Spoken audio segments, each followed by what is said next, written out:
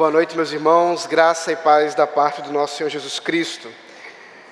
É um privilégio estar aqui com os irmãos, tendo estado durante esse final de semana, esse feriado, junto com uma parte de vocês no acampamento, e agora poder cultuar ao nosso Deus juntos, reunidos, adorando ao nosso Senhor, e também poder trazer da parte dele a sua bendita palavra.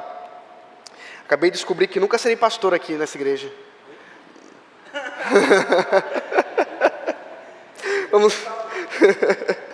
Vamos abrir a carta que Tiago escreveu, no capítulo 2, versículo 14 ao 26. Epístola de Tiago, capítulo 2, versículo 14 até o 26.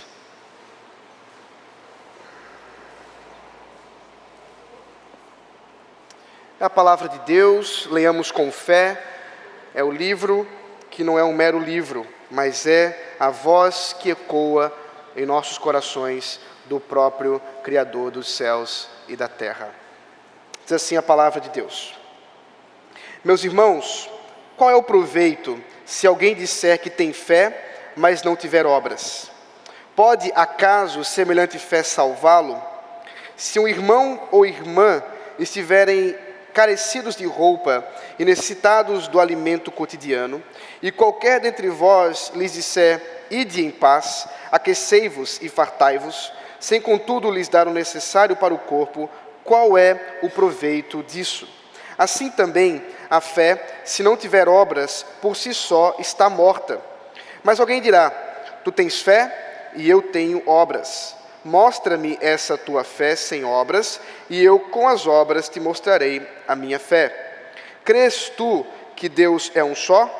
Fazes bem, até os demônios creem e tremem. Queres, pois, ficar certo, ó homem insensato, de que a fé sem as obras é inoperante? Não foi por obras que Abraão, o nosso pai, foi justificado quando ofereceu sobre o altar o próprio filho Isaque? Vês como a fé operava juntamente com as suas obras. Com efeito, foi pelas obras que a fé se consumou. E se cumpriu a escritura, a qual diz: ora, Abraão creu em Deus, e isso lhe foi imputado para a justiça, e foi chamado amigo de Deus. Verificais que uma pessoa é justificada por obras e não por fé somente. De igual modo, não foi também justificada por obras a meretriz Raabe, quando acolheu os emissários e os fez partir por outro caminho? Porque assim como o corpo sem espírito é morto, assim também a fé sem obras é morta. Oremos mais uma vez. Senhor bendito, rogamos-te nesse instante, nesse momento especial de edificação, de exposição da tua palavra, que de fato ouçamos a tua voz. Ó Senhor, que aquilo que lemos agora e que será exposto seja de fato verdadeiro e que possa, Senhor, transformar-nos mais à imagem do teu Filho Jesus. Rogamos que nesse instante, pela tua graça bendita, o Senhor esteja entre nós, operando entre nós com teu Santo Espírito, para a tua glória, em nome de Jesus. Amém. Meus irmãos, é fácil dizer que amamos alguém. Eu mesmo que sou casado, posso dizer para minha esposa diariamente: querida, eu te amo. Querida, eu tenho o maior amor do mundo por você. Mas se eu não demonstrar diariamente, com pequenas coisas e às vezes algumas maiores, esse amor por ela, por mais que essas coisas saiam da minha boca, isso não servirá ao coração da minha esposa. Eu posso, por exemplo, muito animado, chegar em casa com uma caixa cheia de chocolates e dizer: querida, eu te amo, e entregar aquela caixa de chocolates para ela. O problema é que ela gosta de chocolates, mas ela preferia um buquê de flores. Mas o problema, você sabe muito bem, é que flor não se come, e chocolate é muito mais gostoso, não é mesmo? O problema de fazer tudo isso é que quando eu estou dizendo que amo a minha esposa e expressando a ela esse meu amor, no final das contas o que eu estou demonstrando é um profundo amor por mim mesmo. Porque eu não estou me agradando em agradá-la, mas pelo contrário, estou buscando de alguma forma prazer para mim mesmo. E isso servirá no final das contas para ela confirmar que muito provavelmente esse meu amor por ela não é verdadeiro, é apenas da boca para fora. Com Deus, queridos, é parecido também. Porque nós devemos demonstrar aquilo que de fato dizemos crer. E esse texto, essa carta de Tiago, especialmente esse texto, foi de grande debate durante a história da igreja. A ponto, por exemplo, do nosso querido irmão Lutero, por um período de sua história, de sua vida, dizer que era apenas uma carta ou uma epístola de palha. Porque parece ser tão contraditório o que está aqui sendo dito com aquilo que o apóstolo Paulo, de maneira tão clara, diz nas suas epístolas, especialmente em Romanos, não é mesmo? O que será que de fato o nosso irmão Tiago está dizendo aqui, nesse trecho de difícil interpretação? É preciso que nós estejamos atentos a não só esse momento do texto, mas toda a carta, especialmente, é claro, toda a Escritura. Que nós veremos que aquilo que Tiago está dizendo não está em oposição a Paulo, mas muito pelo contrário, pela graça de Deus, está em complemento, enfatizando um aspecto da nossa vida que de fato deve ser lembrado a todos nós. Em resumo, o que veremos essa noite é que a fé deve ser reconhecida pelas nossas obras. E veremos isso em 3 pontos. A fé sem obras é morta, crer não é o bastante, a fé é reconhecida pelas obras. Vamos então voltar ao texto, versículo 14 até o 17, nos diz claramente: a fé sem obras é morta. Meus irmãos, qual é o proveito? Se alguém disser que tem fé, mas não tiver obras, pode acaso semelhante fé salvá-lo? Se o irmão ou irmã estiverem carecidos de roupa e necessitados do alimento cotidiano, e qualquer dentre vós lhes disser: ide em paz, aquecei-vos e fartai-vos, sem contudo lhes dar o necessário para o corpo, qual é o proveito disso? Assim também, a fé, se não tiver obras, por si só está morta. Afinal, qual o proveito, qual o ganho de alguém que diz ter uma fé e simplesmente não demonstra isso em nada de sua vida? Que proveito há em você dizer crer em alguma coisa, em você dizer que tal coisa é o fundamento da sua existência? É isso que significa fé? Que você está depositando sobre algo, sobre aquele objeto, o fundamento da sua existência, a sua essência mais absoluta e profunda, de modo que aquilo ali não lhe muda em nada, aquilo ali não lhe transforma em absolutamente nada. É por isso, meus irmãos, que nós precisamos crer e entender que a salvação não pode existir sem de fato uma transformação do nosso ser. A redenção, portanto, deve produzir uma mudança de dentro para fora. E observe a ênfase, de dentro para fora, porque nós podemos maquiar a transformação. Porque nós podemos, de alguma maneira, fingir sermos transformados. E de fato, queridos, aqui num domingo como esse, numa igreja agradável como essa, você pode fingir ser crente.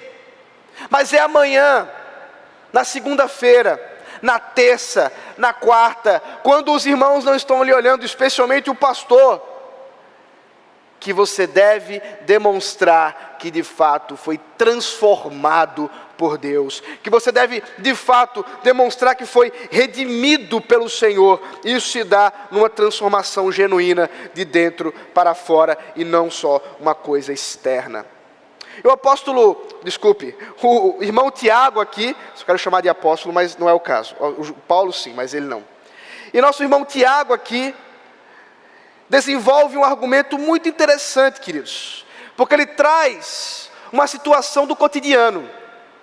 Ele traz uma situação que de fato todos nós podemos experienciar. Como alguém pode dizer que ama outra pessoa, sem contudo se importar com ela? E o caso é o seguinte: é uma pessoa pobre, e aqui o contexto é de muita pobreza, porque observe a carência dela. Ela não tem roupa, ela não tem comida, ela não tem aqueles aspectos mais básicos da existência. Imagine, por exemplo, um contexto de Jerusalém. O pastor Tiago foi pastor em Jerusalém, e lá onde há altas temperaturas e ao mesmo tempo baixíssimas temperaturas, alguém sem roupa para se proteger do sol, ou mesmo agasalhos para se proteger do frio, certamente padeceria a ponto de morrer. O que o texto está nos informando é alguém que bate na porta dessa pessoa que diz amar, e diz: olha, eu não tenho o que comer, e não tenho o que vestir. E simplesmente de maneira completamente insensível, apesar de tomar conhecimento daquela necessidade, observe, essa pessoa diz: fica tranquilo, eu vou orar por você, vá em paz. Isso não é amor. Pelo contrário, é um profundo ódio. Pelo contrário, isso é fruto de alguém extremamente incrédulo, porque está deixando aquela pessoa basicamente à morte, sem alimento e sem roupa. É claro, esse é um exemplo extremado. É claro que esse é um exemplo que talvez não seja tão corriqueiro, mas que pode de fato acontecer conosco. O que Tiago deseja nos informar é que a fé, que aquilo que dizemos de fato crer, deve gerar uma ação de amor e cuidado para com as pessoas. Há um direcionamento para o outro, que naturalmente deve ser conduzido por aquilo que dizemos professar. Não tem como você dizer que crê no Senhor Jesus Cristo, que ama a Deus sobre todas as coisas, e ama o próximo como a si mesmo, se você não se importa com o sofrimento alheio. Se o sofrimento das pessoas simplesmente é alguma coisa que não mexe com você, que não lhe traz nenhum tipo de constrangimento, mas pelo contrário, você está alheio a essa situação. Não, isso não pode de forma alguma fazer parte da vida de alguém que diz crer no Senhor Jesus. E como se o exemplo já não fosse terrível o bastante, como se a situação de alguém que está praticamente deixando outra pessoa à morte já não fosse algo radical o suficiente, Tiago passa a trazer uma nova ilustração. Isso você vai encontrar no versículo 17. Assim também, concluindo, portanto, a fé, se não tiver obras, por si só está morta. A expressão por si só está morta usa a referência na língua original à própria palavra que traz a noção de aborto. O que Tiago está dizendo é que alguém que diz que tem fé e não pratica obras, é como se ela estivesse gerando em seu ventre a fé, mas simplesmente essa fé nasce morta. Ela é morta em si mesma. Ela é um aborto. Ela não traz vida. Ela não traz plenitude, regozijo, absolutamente nada disso, senão apenas morte. De modo algum, alguém que diz crer no Senhor Jesus, alguém que diz que de fato tem fé nele, pode ter uma fé tão ruim quanto essa. Não há proveito algum. A verdadeira fé não nasce morta. A verdadeira fé não é por si mesmo morta, mas muito pelo contrário, ela gera vida, e por onde ela passa, ela é vivificante. E é por isso que a partir do versículo 18, ele passa a introduzir um novo argumento. Esse argumento é curioso, porque ele passa a dialogar com alguém. Uma conversa que ele passa a ter, certamente com um diálogo fictício que ele passa a nos trazer, alguma coisa com um possível interlocutor, mas o ponto é que crer não é o bastante, ou pelo menos dizer crer não é o bastante. Mas alguém dirá, diz o texto, tu tens fé e eu tenho obras. Mostra-me essa tua fé sem as obras, e eu com as obras te mostrarei a minha fé.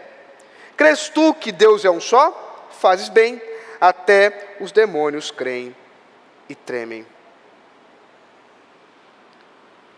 Esse diálogo interessante que ele passa a trazer é de um grande desafio. Alguém desafia dizendo, olha, você diz ter fé. Muito bem, prova-me dessa tua fé sem obras, e eu te mostrarei a minha fé pelas minhas obras. E o ponto que ele traz de referência é alguma coisa muito importante para os judeus. Essa carta foi escrita para judeus da diáspora, para judeus que estavam espalhados após o início das perseguições, após a morte de Estevão e o início ali das perseguições dos judeus. Os cristãos que eram judeus, que tinham se convertido, agora estavam espalhados, e Tiago, pastor em Jerusalém, passa a escrever essa carta, encorajando esses irmãos. E nesse encorajamento, ele traz um grande desafio, porque talvez uma das expressões, ou um dos versículos mais importantes da fé judaica, seja Deuteronômio 6:4.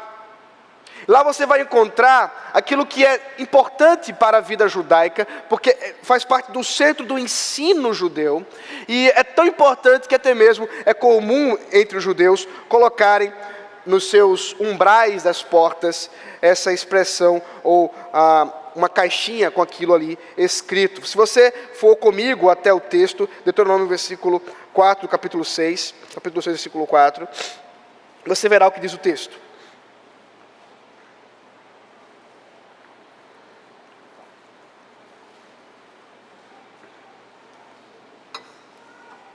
Que diz assim: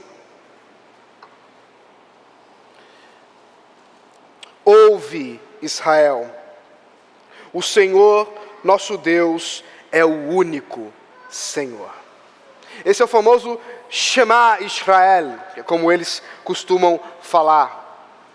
Esse credo, o Senhor é o único Senhor, traz a noção profunda da crença judaica. E o que Tiago está dizendo? Isso não é o bastante. Apenas esse credo de dizer crer em Deus como o único Senhor não é suficiente. E observe que ele vai trazer uma figura curiosa para mostrar que isso não é suficiente. Ele vai dizer, até os demônios podem professar isso. Até os demônios podem dizer que de fato Deus é o único Senhor. E eles, por temerem o juízo de Deus, por conhecerem o seu poder, podem inclusive, e fazem isso, tremer diante do nome de Deus. No entanto, alguém que diz ter fé e não tem obras, é pior que um demônio. Observe o tamanho do argumento aqui de Tiago. É que alguém que diz viver a vida cristã, alguém que diz professar a fé cristã, e simplesmente isso não muda nada na vida dele, é pior que um demônio, porque o demônio muda. Ele não pode ser salvo, mas ele treme diante de Deus. Este, pelo contrário, não treme, e isso não faz diferença alguma na vida dele. Certamente, o credo não é o suficiente.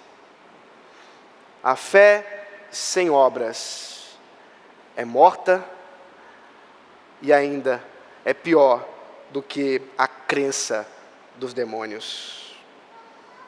No versículo 20 ao 26, nosso terceiro ponto, nós vamos ver que a fé, ela é reconhecida pelas obras. E aí está a grande chave para compreender esse texto.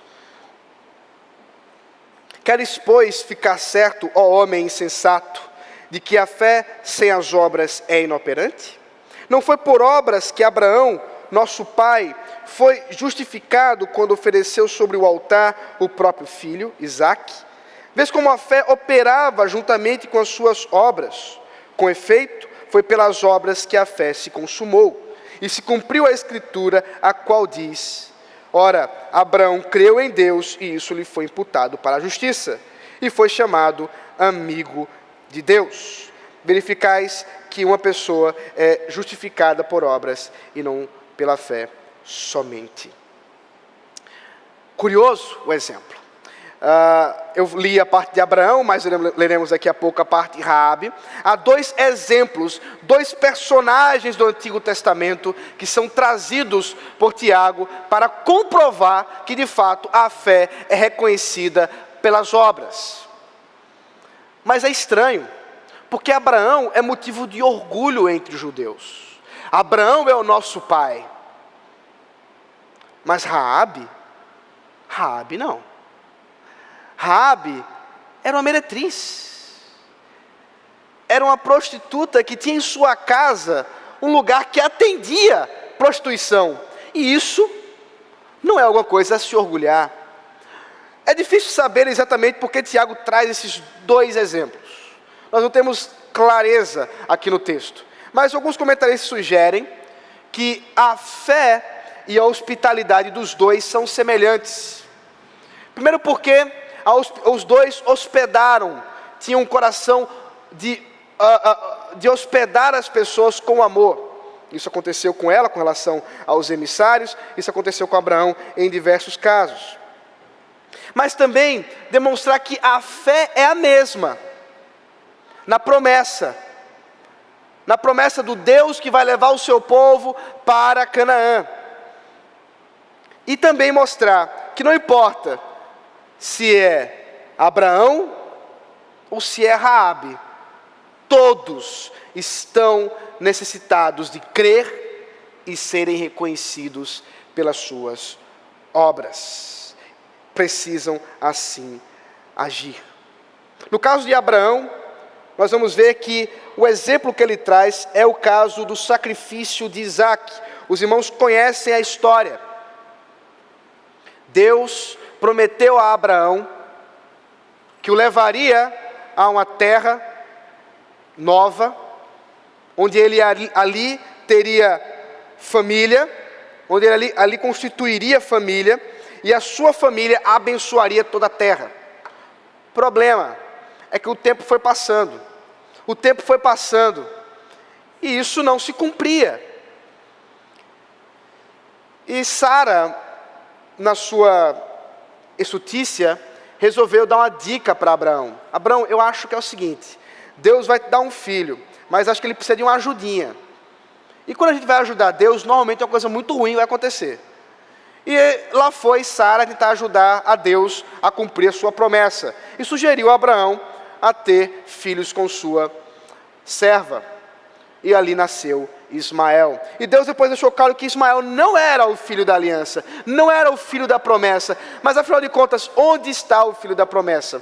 O tempo passou e Deus por fim cumpriu a sua promessa, dando Isaque a Abraão e a Sara por um milagre apenas. Mas a história não termina aí.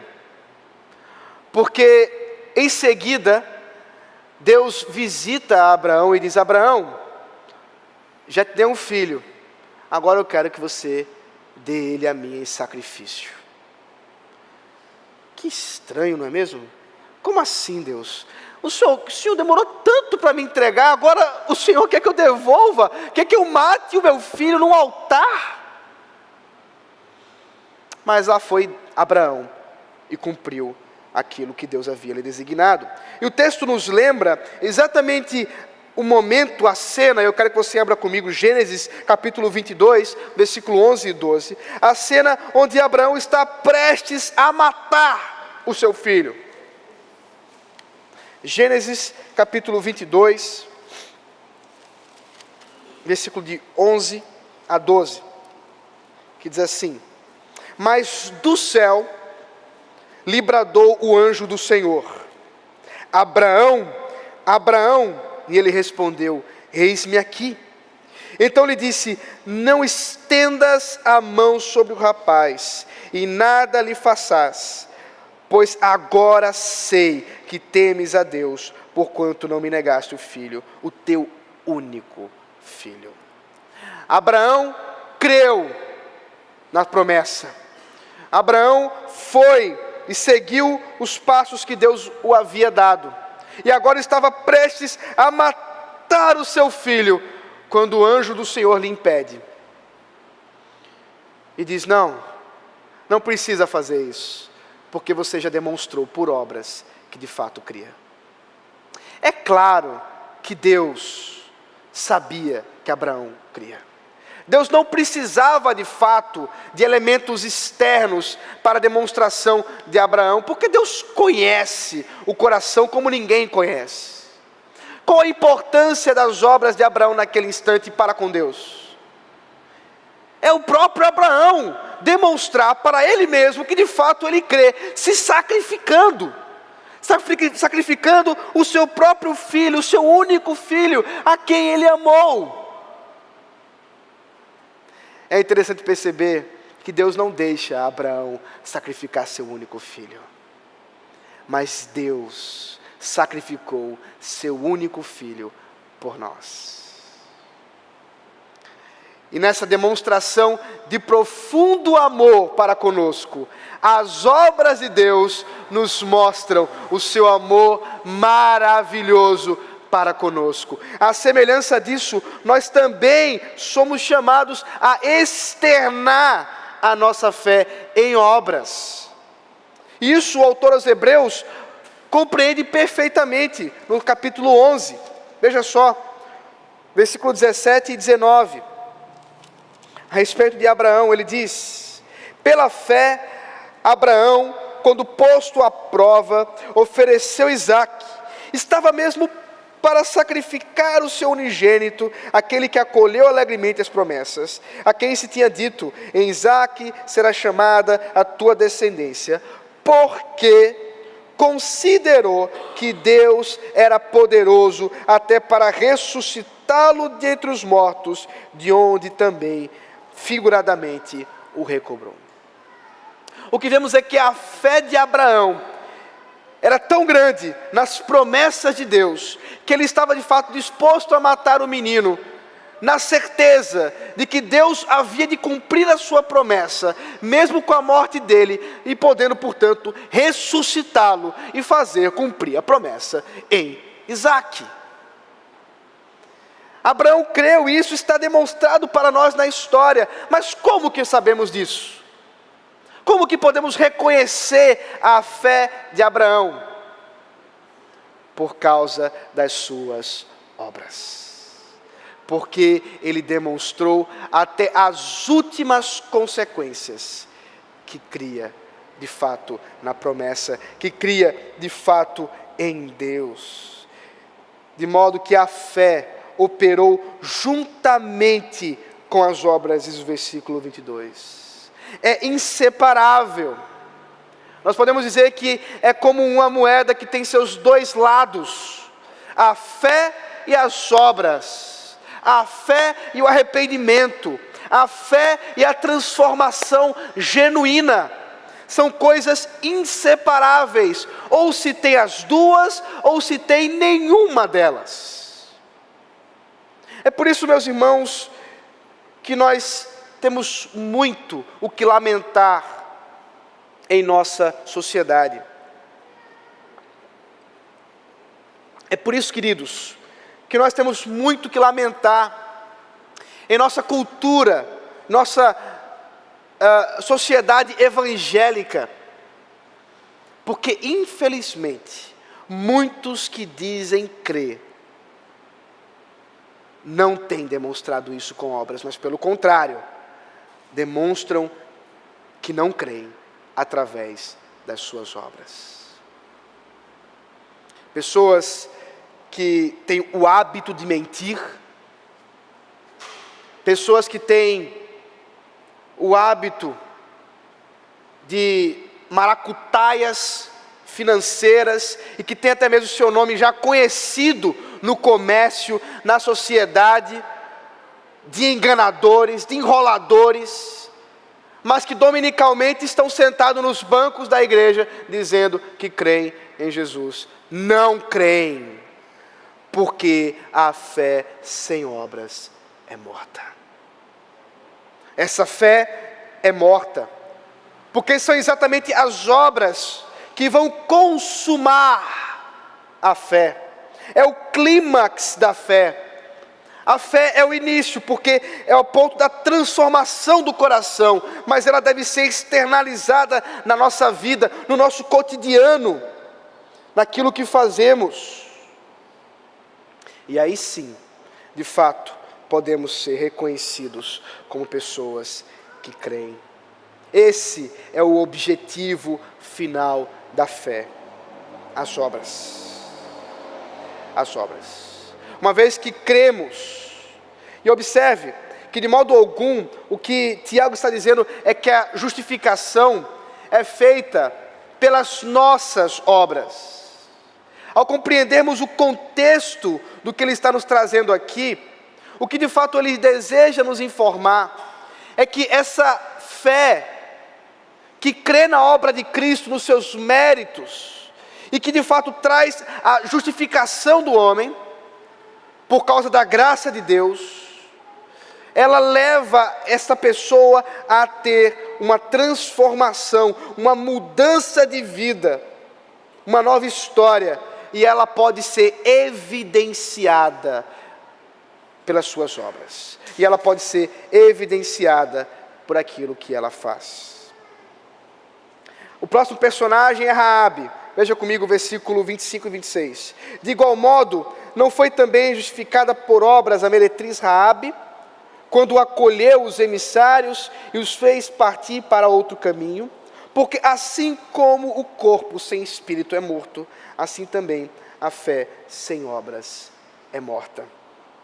Como mencionei, Raabe é uma personagem estranha a ser citada, porque ela era uma prostituta em Jericó. Vocês lembram? Lá estava Josué, juntamente com o povo de Israel, estavam prontos para entrar em Jericó, quando descobriram que não seria algo tão fácil assim. Quando descobriram que Jericó era de fato não apenas uma cidade, mas um grande forte e difícil acesso.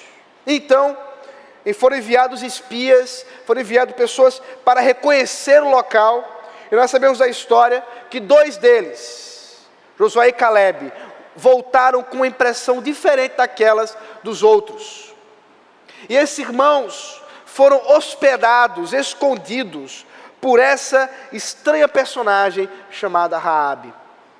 Ela, que era uma prostituta, ela que em sua casa abrigava uma casa de prostituição, ao receber os espias, crê na promessa em Deus. Veja comigo Josué capítulo 2, versículo 9 a 11, para você não achar que eu estou inventando essa história.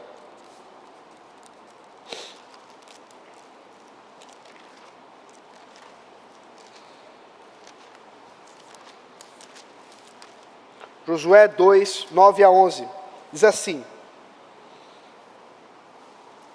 E lhes disse, Raabe, bem sei que o Senhor vos deu essa terra, Raabe se dirigindo aos espias, e que o pavor que infundis caiu sobre nós, e que todos os moradores da terra estão desmaiados, porque temos ouvido que o Senhor secou as águas do Mar Vermelho diante de vós, quando saíeis do Egito, e também que o que fizestes aos 2 reis dos amorreus, Seom e Og, que estavam além do Jordão, os quais destruístes.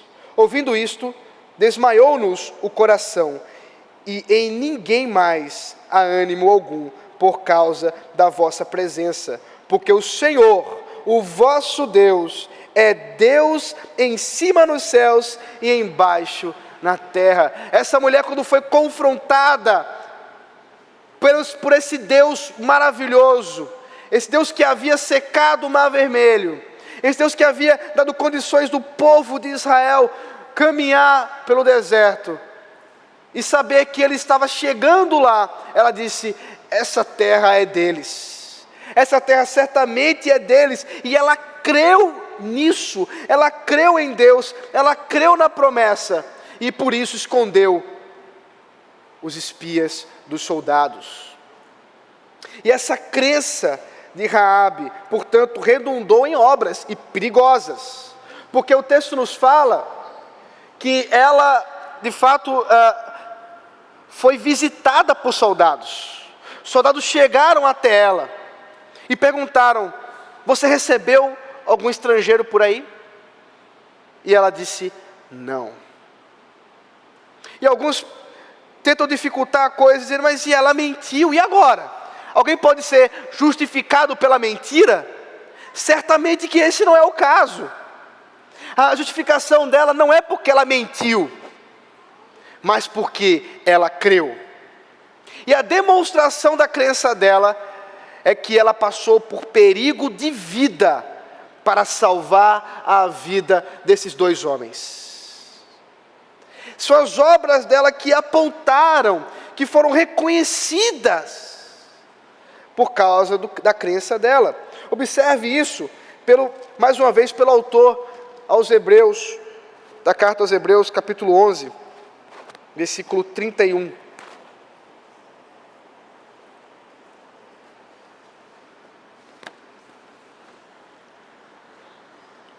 Que diz assim: pela fé, Raabe, a meretriz, não foi destruída com os desobedientes, porque acolheu com paz aos espias. Essa mulher foi preservada, e a história dela é interessante, porque inclusive ela faz parte da própria genealogia de Jesus Cristo. Ela faz parte da própria história do nosso Salvador. Uma mulher que esteve em uma posição, mesmo na sociedade de Jericó, pagã, baixa, foi elevada pela sua fé. Isso nos mostra, queridos, que absolutamente nenhum de nós, pelos nossos pecados, pela nossa história, pode chegar diante de Deus e dizer: o Senhor não pode me salvar, comigo não dá, o Senhor não sabe até onde eu fui no pecado, o Senhor não tem ideia do quanto mal eu sou. Não, porque a graça de Deus pode salvar qualquer um. E o poder de Deus transformador gera isso, gera uma pessoa a ter fé e demonstrar as obras, até mesmo com a sua própria vida, com o risco da sua própria vida. A fé dela, portanto, foi verificada por obras. Versículo 26 encerra o nosso texto, mais uma ilustração dada por Tiago, do corpo e do espírito. O corpo e o espírito foram criados por Deus em unidade, integrais, de modo que a separação deles só pode causar uma coisa: morte. Eles são inseparáveis enquanto há vida. Por isso que ele diz, nessa inseparação, nessa capacidade de ser inseparável do corpo e do espírito, assim também é a fé e as obras. Se não houver, ou melhor, se houver separação, só pode gerar morte, não poderá gerar vida. Meu irmão e minha irmã, nessa noite Deus fala ao seu coração. Nessa noite Deus conforta, encoraja e exorta você. Nós não somos chamados a um cristianismo nominal. Você não é chamado a simplesmente ter o seu nome arrolado no hall de membros da terceira igreja presbiteriana de Colatina. Isso não vale nada se você não viver a fé que diz crer. Meu irmão e minha irmã, eu não tenho a menor condição de conhecer as suas obras. Não só porque não moro aqui, como não estou ao seu lado diariamente. Mas Deus conhece. E Deus você não engana. Você não pode dizer que vive a fé cristã. Você não pode simplesmente vir aqui aos domingos, cantar louvores ao Senhor e achar que está tudo certo, que está tudo bem. Isso não é suficiente. É preciso que no dia a dia você demonstre que a sua fé é genuína através da forma como você vive, da forma como você lida com os problemas, da forma como você age com o próximo que sofre, da forma como você age com as pessoas que são seus inimigos, da forma que você age com ira, quando você está sob pressão. Tudo isso nos deve levar a obedecer a Deus como Ele nos manda. Se você crê no Senhor Jesus, meu irmão e minha irmã, haja dessa maneira também. No entanto, se você nessa noite, diante do que foi dito, avaliando a sua vida, tem pensado: então eu não creio, porque a minha vida continua a mesma. As minhas obras apontam de fato para alguém que não crê em Deus. Eu quero encorajar você nessa noite, sabendo que hoje Deus pode lhe salvar, sabendo que hoje Deus pode transformar o seu coração, sabendo que hoje a sua vida pode ser transformada completamente, e você sair daqui como um novo homem e uma nova mulher. Você é chamado hoje a crer, não amanhã, hoje. Você é chamado a depositar em Deus a sua fé, e isso muda tudo. Isso muda a sua forma de se vestir, isso muda a sua forma de comer, isso muda a sua forma de falar, isso muda a sua forma de viver como um todo.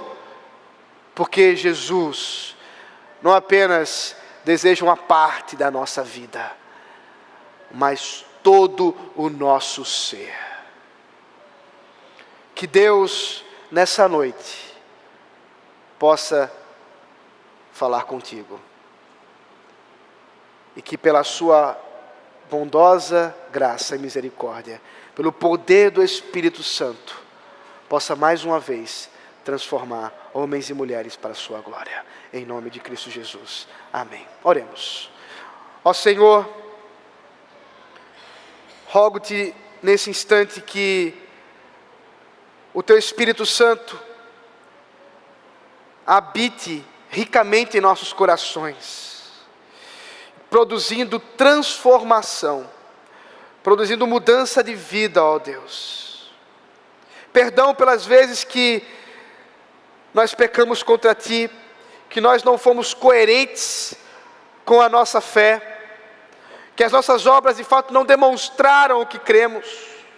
Perdoa-nos, Pai. Mas também, Senhor, dá-nos força, coragem, para viver nesse mundo de tentações, nesse mundo tenebroso, com as obras, ó Deus, que o Senhor mesmo preparou de antemão para os Teus santos eleitos. Ó Deus, transforma-nos, muda-nos para a Tua glória. Em nome de Jesus. Amém.